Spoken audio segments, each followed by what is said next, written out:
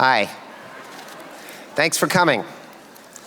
My name's Steve Gravestock. I'm a senior international programmer at the Toronto International Film Festival, and it's my great pleasure to welcome you to the film festival and to this screening, the North American premiere of Adam Egoyan's Guest of Honor.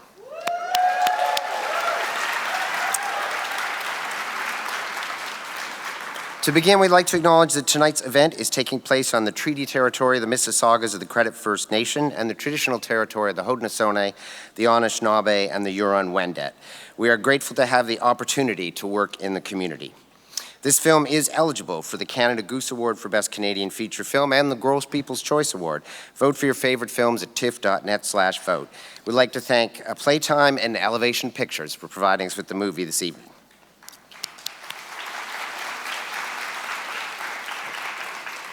As many of you know, Telefilm Canada is dedicated to the cultural, commercial, and industrial success of Canada's audiovisual industry.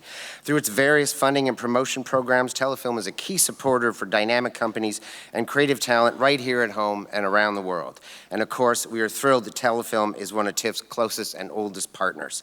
Please join me in welcoming Telefilm Canada's Executive Director, Krista Dickinson, to the stage.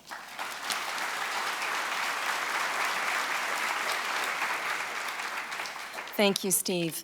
Good afternoon, ladies and gentlemen. Bonjour, mesdames et messieurs.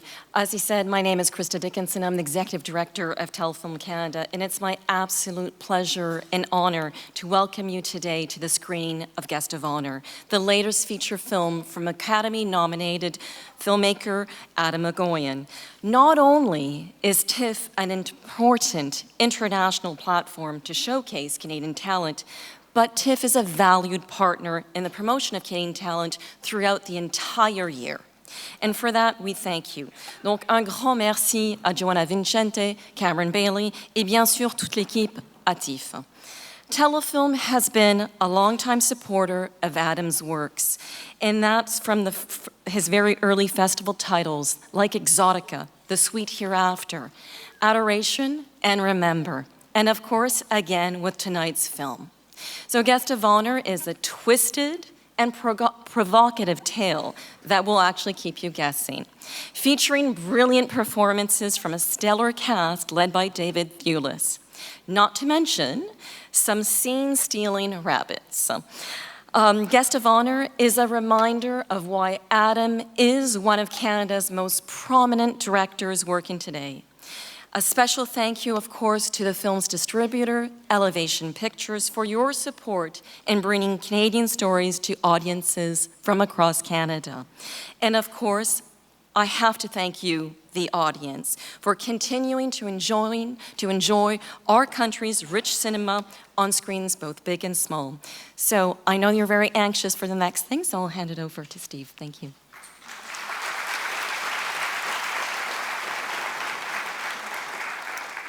Thanks, Krista. It's always a thrill to be up here to introduce an Adam Egoyan film. Adam changed the face of the Canadian film industry, and he's been a major boon to the festival. We've had the privilege of showing many of his films over the years.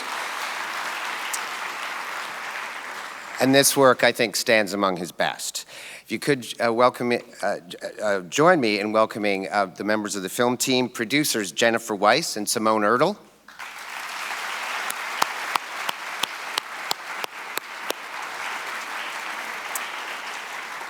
actors Alexandre Bourgeois, Arsene Kanjian, and Rossif Sutherland.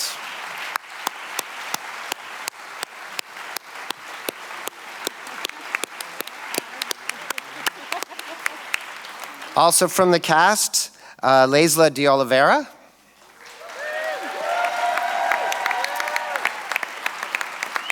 Luke Wilson,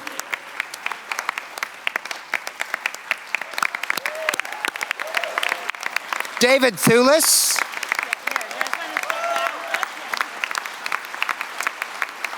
and Adam Egoyan.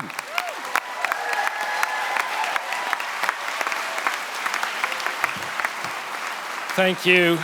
We are so thrilled. There are a number of members of the cast tonight who are seeing the film for the first time. That makes it particularly thrilling.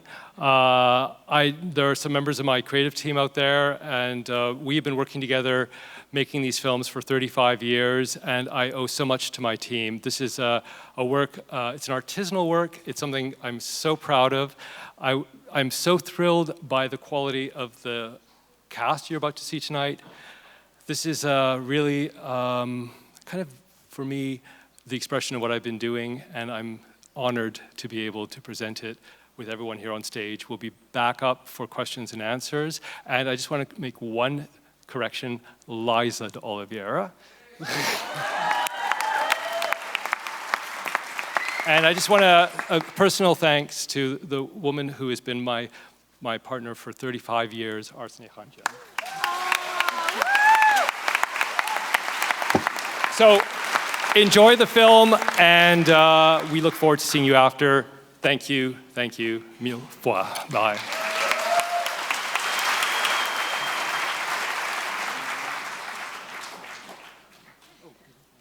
Stick around, we'll be back. Yes. And I want to thank, 1 second, sorry, because of course, Telefilm Canada, Ontario Creates, my amazing partners at Playtime. Please, they are extraordinary. Nicolas is here tonight. And I want to also thank, of course, Elevation Pictures, who has been so supportive of this from the very beginning. They are an amazing distribution company. Thank you. Woo! I don't think you have any questions, right? Thank you. This was a very emotional screening for us all. So it's so great when an audience is able to tune into the bizarre frequency of the movie, and it felt like you did. So thank you. Thank you. Does anyone want to ask a question or comment? Or yeah, right there.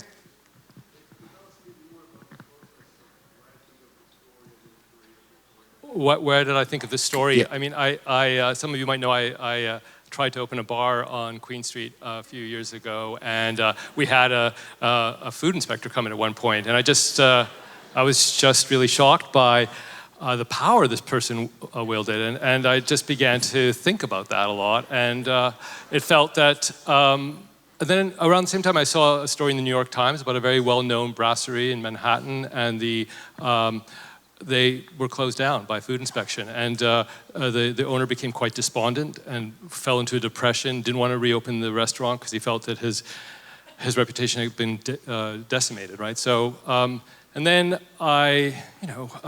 so David's character was sort of in my mind, and then things began to happen with just notions of parenting and how you don't really know your own children in a certain way, and so this whole trajectory began to emerge, and so Laysla's character began to emerge, and yeah, it's just the privilege of writing, being able to explore all these things, and then the extraordinary gift of finding the right cast and having them respond to the material, and and then working with this crew I've been working with, as I said at the beginning, for a very long time, and seeing them all at the height of their craft and doing what they do. So it was very gratifying to show it to you all tonight, I must say, this afternoon. It was really great. Thank you so much.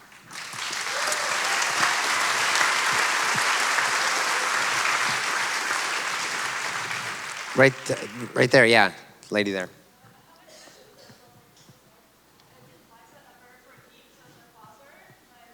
Did Laysla forgive the father?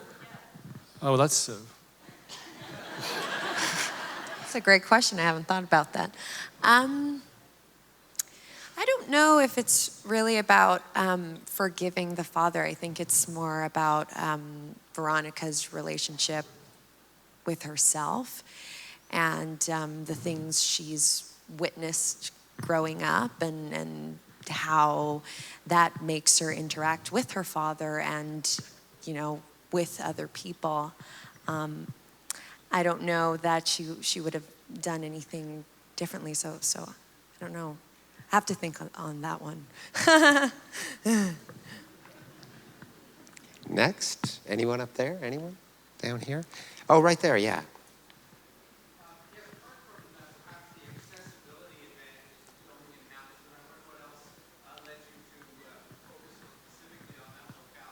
Hamilton is remarkable because, why we shot in Hamilton. Because it's, unlike Toronto, there's no ethnic enclaves. So there's this kind of strange porousness, and I love that aspect of it. And I also love, obviously, I love the industrial landscapes and the feeling that people can't quite locate it if they don't know it. But most of you may not realize this, but the second language in Hamilton right now, officially, is Arabic, because they have been incredibly open to the Syrian refugees. And so I wanted to reflect that in the film. I wanted to reflect that and obviously this whole idea of, being from somewhere else, and how everyone in the film, including Luke, is, coming from Texas, and David from England, and then the whole mix of Laysla's character, that it felt very current to this space we're in right now. But Hamilton really reflected that. I do want to point out that none of the restaurants are in Toronto that are inspected. Actually, that's the other thing too. I don't think we would have been able to shoot this in Toronto. I think it would have been really difficult, and it was amazing to me that these restaurants were really open. Like and that was really it was very welcoming, I thought, and they supported the film. And yeah, most of us don't really know the city very well. It's interesting. We pass it by and we think we have a sense of it, but it's a whole other culture there, and it's actually there's a very good restaurant scene right now. Yeah. Yes, there's some very good restaurants. We had great dinners in Hamilton. We had wonderful dinners in Hamilton, and especially the German one has great schnitzel. So. What was it? Do you want to talk a bit about shooting those scenes, the restaurant scenes, the inspection scenes? Well, David, maybe? David, you talk about Well, it was shooting the scenes, going behind the scenes was fascinating for me because I never really thought about what it means to be a restaurant inspector before. I don't think many people do, which I think is one of the interesting things about the film. There's never been a restaurant inspector up front in a movie before. But it's made me look at the world in a different way, and it certainly made me look at restaurants in a different way. I only eat at home now, and so and I suggest you all do that from now on because it's quite shocking what's going on out there. But it was what I say. It was a wonderful film to take part in, and It's opened my eyes to so many things, and I'm very honoured to work with Egoyan here. Well, thank you.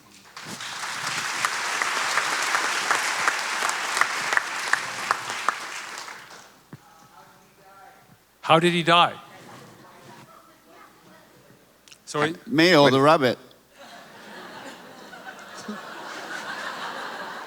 I didn't hear any of that. The rabbit died of old age. Oh. I'm not really, but I'll leave that to you. I personally don't think it's suicide. I think it says. I mean, he was ill, and I think he's aware of that, right? Oh yeah, it certainly wasn't suicide. Yeah, no, yeah. I never thought it was Yeah. suicide. We'll still talk about the rabbit, yeah. Yeah, the rabbit did I don't know how he would do it. He would. I know how. I know rabbits well enough to know if they stop chewing things, their teeth grow into their brains and they die. So that's what the rabbit did. It was a long-term suicide. Long-term. Okay. Can we go back to talking about the restaurants, actually? There's someone up there, yeah? Yes? Question up there? Yeah, the waiver, yeah.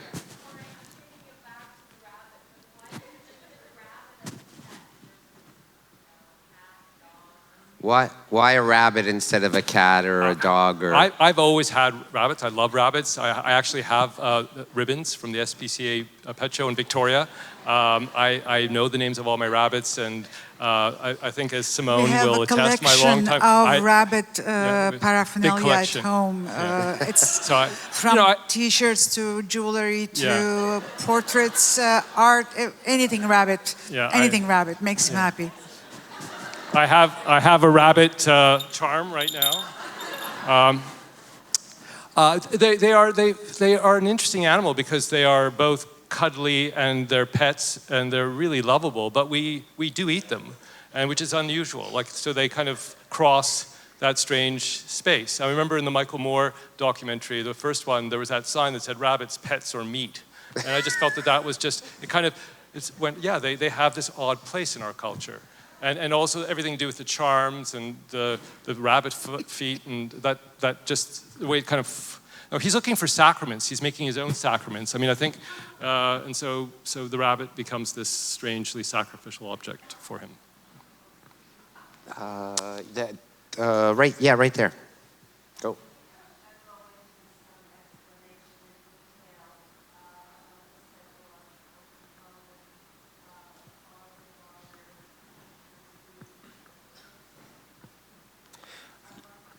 Could you talk a bit about the sort of oppositions sort of in the film, the father-daughter, the teacher-student, the sort of the psychological implications? There's so much. This would take all evening to talk about it. It's at the heart of the film. I mean, as you pointed out, that's the core of the movie, and I think that there's lots of. It's a long conversation, but I do think that the structure of the film is like all my films. I'm trying to reflect a certain psychology, and the characters are inhabiting that. You're in their brains actually, as they're trying to sort out their histories. And in this particular case, I was saying today that, we in terms of personal narratives, we are all trying to connect dots, but we're also. And that's a very strong impulse to connect dots in our lives, but we're also as strong an impulse as probably avoiding guilt and responsibility, right? So there's a paradox there, and obviously these characters are all kind of surfing that space, And I think the use of Luke's character, and they all transgress, they all kind of cross, besides obviously planting rabbit shit in restaurants and even though she didn't have sex with her students, she was in a room dancing with her students, and and certainly that was a confession that Luke broke, and so everyone is prepared to kind of blur those lines a little bit. But anyway, I've been talking all day to people about At the back, the waiver, yeah, go, yeah. What was your favorite scene to shoot?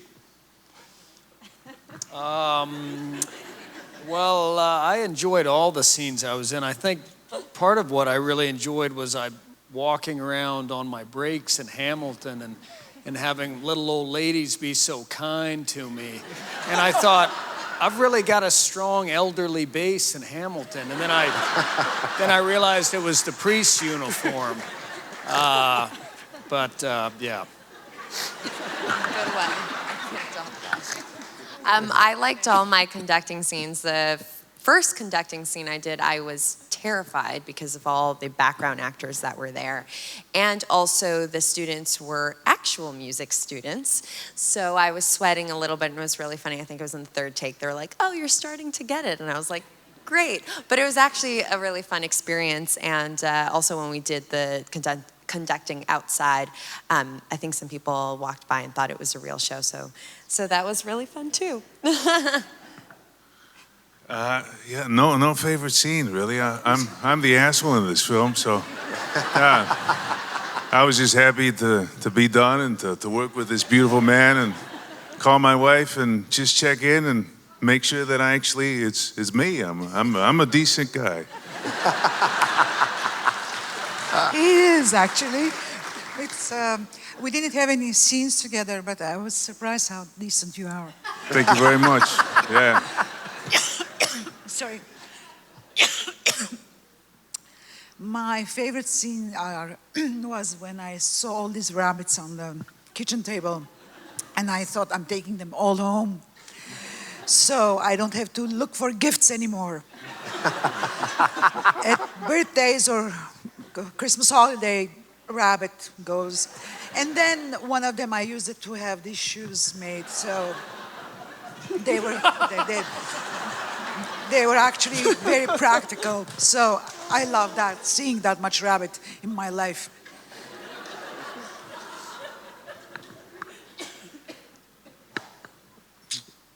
Yeah. The question was favorite scene. Yeah. Favorite scene. I loved playing because I didn't know exactly what I was doing, but I had somebody hidden under the drum.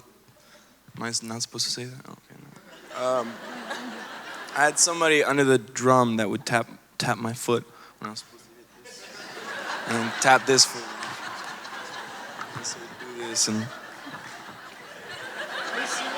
Yeah, no, just a bit, seriously. But no, yeah, he had to tap my foot. I'd say that, and yeah, every time we had to play the song, because actually the song is very good. I personally really like the song, so I like to be a part of that. Other than that, I'd have to say the scene with David. It was all right, you know. It was okay. It was fun. It went very well. Yeah, it did. Yeah. It was plausible. And David, did you have a particular scene that you liked? I don't have a favorite scene, but the kind of most revelatory scene to me, the most profound thing, was the lying in the coffin at the end. Because it's not something many people get to do before they're required to do it, and it's made me feel better about the day when that comes, because it was actually very comfortable, and it makes me feel better about eternity, and unless you get restless leg, and that could be. I think that's a good point to end it. Thank you guys so much for coming. Congratulations.